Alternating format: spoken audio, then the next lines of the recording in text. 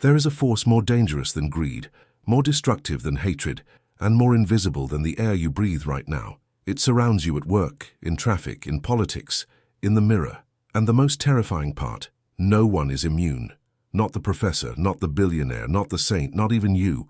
What if I told you that a quiet Italian economist, writing from the ruins of post-war Europe, cracked one of the deepest codes of human civilization, and that his second law, just the second one, explains almost everything wrong with the world today? Carlo Maria Cipolla was not a prophet. He was not a mystic or a motivational speaker. He was a historian who spent decades studying the economic collapse of great empires, the fall of once powerful civilizations, the slow rot that sets in long before any army crosses any border. And what he found, hidden beneath wars and plagues and financial crashes, was something deeply, disturbingly human. He found stupidity, not as a metaphor, as a force of nature. In 1976, Cipolla published a small satirical essay titled "The Basic Laws of Human Stupidity." It was meant to be funny. It was also meant to be absolutely true. He outlined 5 laws, each one sharper than the last. But it is the second law that stops people cold.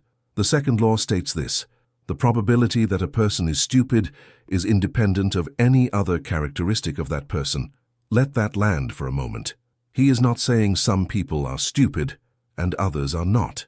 He is saying something far more unsettling. He is saying that stupidity is distributed equally across all groups, all classes, all levels of education, all degrees of wealth, all political parties, all religions, all cultures. The genius has the same statistical chance of being stupid as the dropout.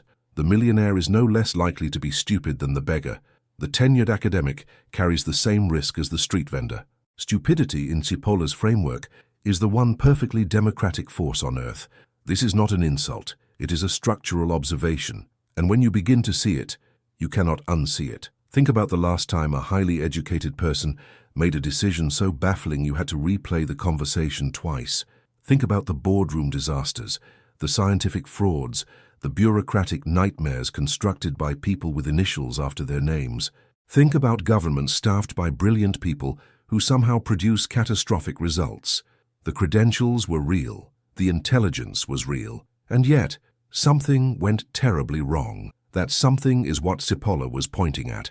But here is the question that should be gnawing at you right now. If stupidity does not discriminate, if it lives in the smart and the educated as much as anywhere else, what exactly is it? And why does it keep winning? You have felt this. I know you have. You have sat across from someone, a boss, a partner, a politician, a colleague, and watched them do something that seemed designed to make everything worse. Not for any gain, not out of spite, just worse. For everyone, including themselves. And you searched for a reason, a motive, a hidden agenda, and found nothing, because sometimes there is nothing to find. Sometimes the explanation is the most frightening one of all. The person simply did not register the consequences of their own actions on others. Cipolla defines a stupid person with surgical precision. A stupid person is someone who causes losses to others while deriving no gain, or even causing losses to themselves in the process. Not a bandit who takes from you but at least profits. Not a helpless person who loses but causes no harm. A stupid person creates net destruction. They are a negative-sum player in a world that desperately needs more positive-sum moves. And this is where it gets intimate, because we have all been that person. In a moment of ego, of fear, of tunnel vision, of exhaustion, we have all destroyed something for no reason. We have all said the thing that burned the bridge. We have all voted for the policy that hurt us. We have all defended the belief long past the moment it stopped serving us, simply because admitting we were wrong felt like dying. Stupidity in Cipolla's sense is not about IQ. It is about something older and harder to measure.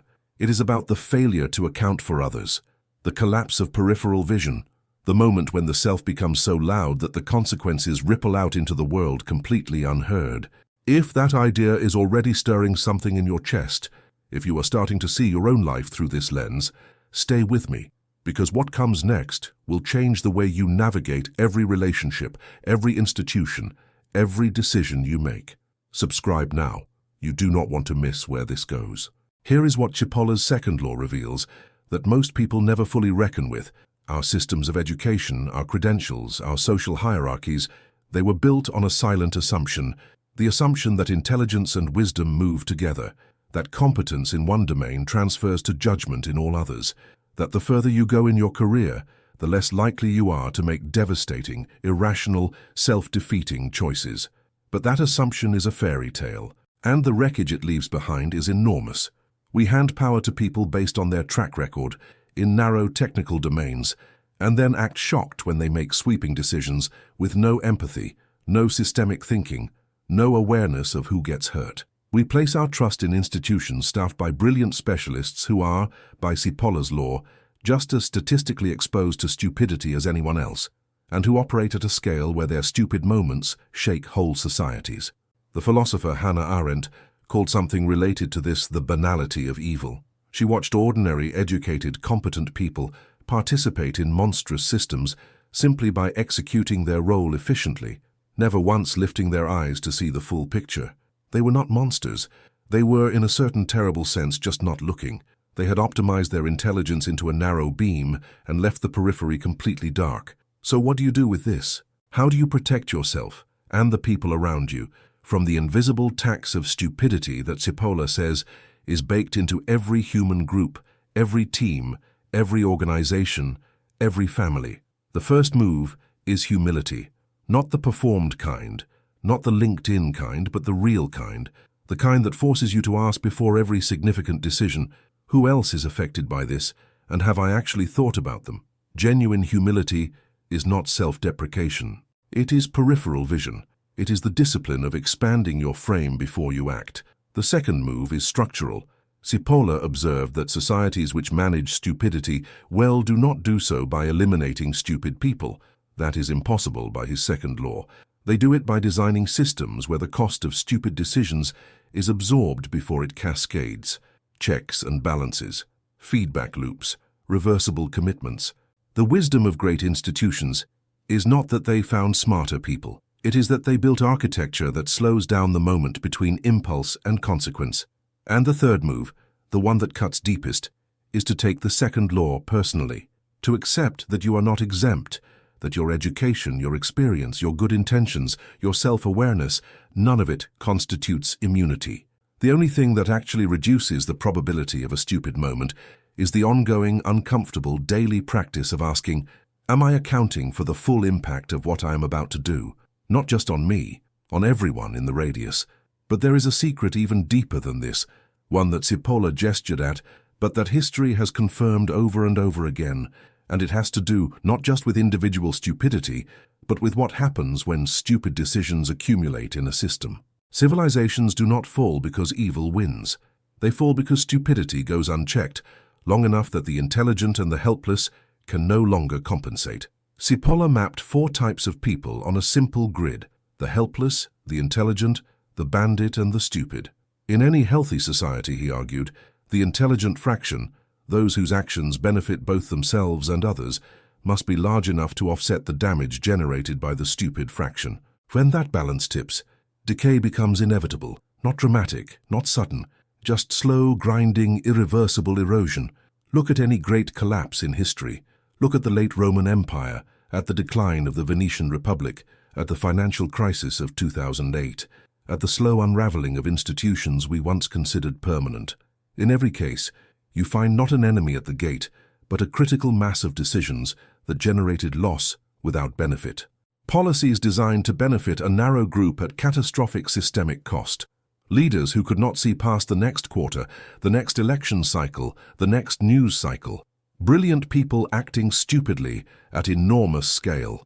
And here is the revelation that should shake you fully awake. The antidote to civilizational stupidity is not more intelligence, it is more wisdom. And wisdom is precisely the capacity Cipolla's stupid person lacks, the capacity to hold others in mind, the capacity to feel the future consequences of present actions, the capacity to act in ways that are positive sum, that leave the world slightly more intact than you found it. Every great philosophical tradition in human history has pointed at this same core. The Stoics called it living according to reason and nature, not private reason, but the universal reason that connects all living things. The Buddhist tradition calls it right action, defined not by intention alone but by impact. The African philosophy of Ubuntu says, I am because we are. In every case, the wisdom tradition is a direct counter-program to the logic of stupidity. It is the practice of expanding the self until it includes the other. So here is where we arrive. Cipolla's second law is not a pessimistic conclusion. It is a liberating one. Because once you understand that stupidity is distributed equally across all human types, you stop waiting for a smarter class of leaders to save you. You stop believing that the right credential, the right degree, the right institution will automatically produce wisdom. And you start understanding that the only real protection, for yourself, for the people you love, for the societies you inhabit, is the daily, disciplined, humble practice of asking, am I making the world slightly better or slightly worse right now? Not with grand gestures, not with ideological revolutions, with the ordinary, invisible, enormously consequential decision to account for others before you act, to hold the full picture. To be in Cipolla's quiet taxonomy, one of the intelligent ones, not because you are smarter than anyone else, but because you chose to look wider. The second law of human stupidity does not condemn us. It challenges us. It says, the distribution is fixed, but the choice is yours. Every single day you get to decide which column you fall into. And that decision, quiet, personal, made 1,000 times before anyone is watching, is the only thing that has ever held civilization together. If this conversation moved something in you, share it with someone who needs to hear it. Leave a comment below. I want to know. Where have you seen Cipolla's second law at work in your own life? Like this video if it changed something in the way you see the world, and subscribe so you never miss a journey like this one. The next revelation is already waiting.